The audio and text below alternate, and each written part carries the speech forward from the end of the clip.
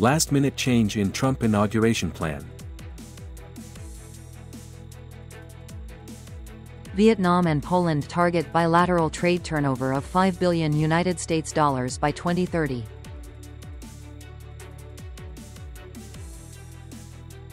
Free bus service brings joy to poor patients. You're watching today's news on NTV. My name is Nguyễn Thị and I will be your guide through today's latest update. U.S. President-elect Donald Trump has announced that his inauguration ceremony would take place inside the Capitol due to freezing weather.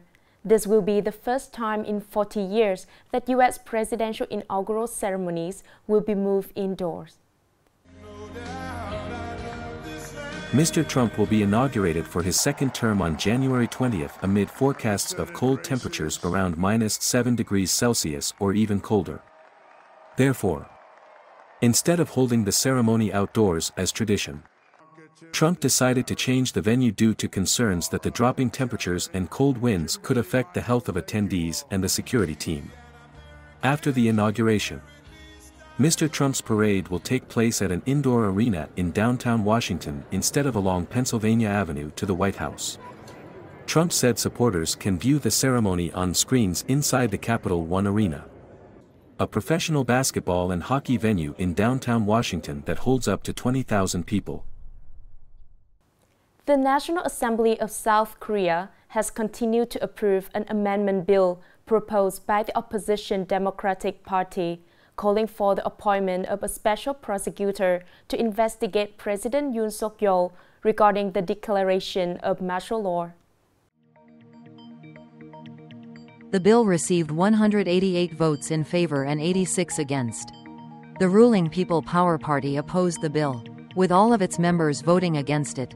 The content of the bill requires an investigation into President Yoon's actions, including allegations of insurrection and a call for a foreign exchange inspection of his government.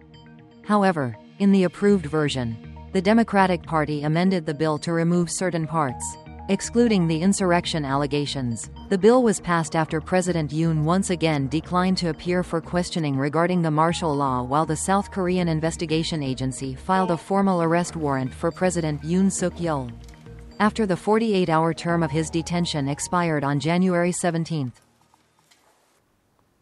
Speaking at the Vietnam-Poland Business Forum during his visit to Poland, Prime Minister Phạm Minh Chính urged Polish businesses to boost import from Vietnam and cooperate in building sustainable supply chain. The goal is to raise the two countries' trade volume to $5 billion by 2030.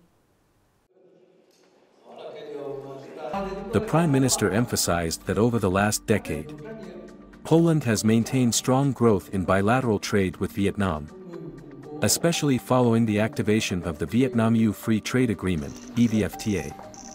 He noted that the import-export value between the two countries has grown by nearly 40% per year on average over the past 5 years, making Poland an important trade partner for Vietnam in Central and Eastern Europe. At the same time, Vietnam is Poland's third-largest trading partner in Southeast Asia. The Prime Minister called for both sides to effectively implement the EVFTA and to soon ratify the EU-Vietnam Investment Protection Agreement to create new momentum for economic cooperation. He encouraged Polish businesses to invest in Vietnam, particularly in high-tech, renewable energy, pharmaceuticals, and healthcare, in line with Vietnam's sustainable development needs. Coming up next are some updated news. On January 18, Nghệ Province kicked off the Spring Journalism Festival for 2025 and the Golden Hammer and Sickle Awards ceremony for 2024 to honor the efforts of journalism as well as reaffirm its role and contributions to the socio-economic development of the country and the homeland. At the ceremony, the organizing committee honored 40 works out of 125 works participated in the Nghệ and Golden Sickle Hammer Press Prize in 2024. Alongside the opening of the Spring Journalism Festival, the Nghệ and Journalists Association also officially launched a competition to celebrate the 100th anniversary of Vietnamese Revolutionary Press Day, June 21, 1925 June 21, 2025. Deputy Prime Minister Tran Honha has signed the decision to approve the detailed planning of the port group. Wharves, piers and water areas for the period 2021 to 2030. With a vision to 2050. The planning includes 5 groups of ports. With Nghệ Port in group number 2. Along with Thanh Hoa, Ha Tin, Quang Ben, Quang Tri and Thua Thien Hu ports. The decision specifies the goals and contents of the planning for each port group.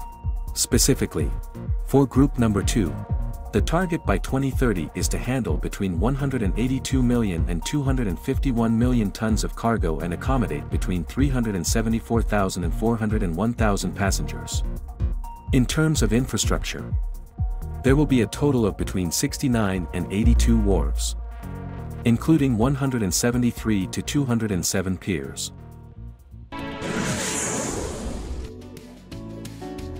In Hanoi, the Vietnam Tourism Association held a program to strengthen cooperation with representative offices of the tourism agency, the tourism promotion agency of the countries that are the key market of Vietnam tourism. Participants discussed solutions to enhance multilateral cooperation, promote Vietnam's image in key markets as well as initiatives such as developing specific tourism products, organizing cultural exchange events and preferential policies with Vietnamese tourists when traveling abroad. The program is not only a launch event for the new year but also a strategic step to create new opportunities to stimulate two-way tourism, aiming for Vietnam to attract 23 million international visitors in 2025.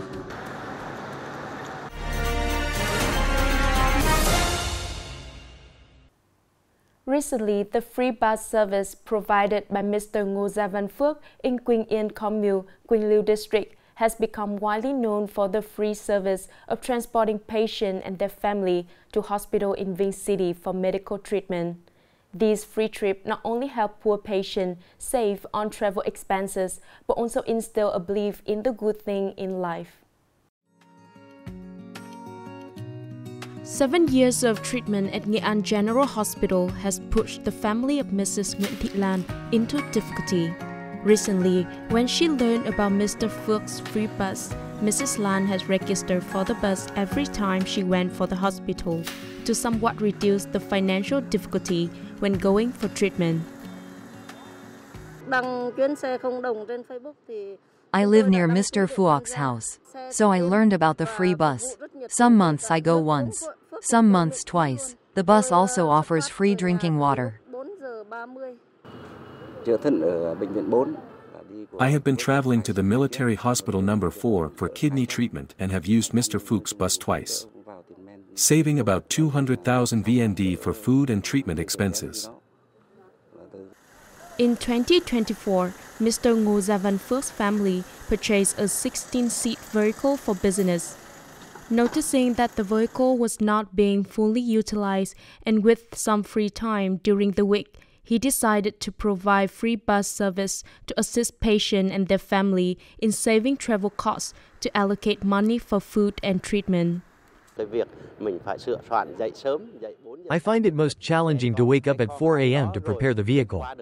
But I overcome that because my emotions push me to get up early, even on rainy or cold days, to transport people to the hospital.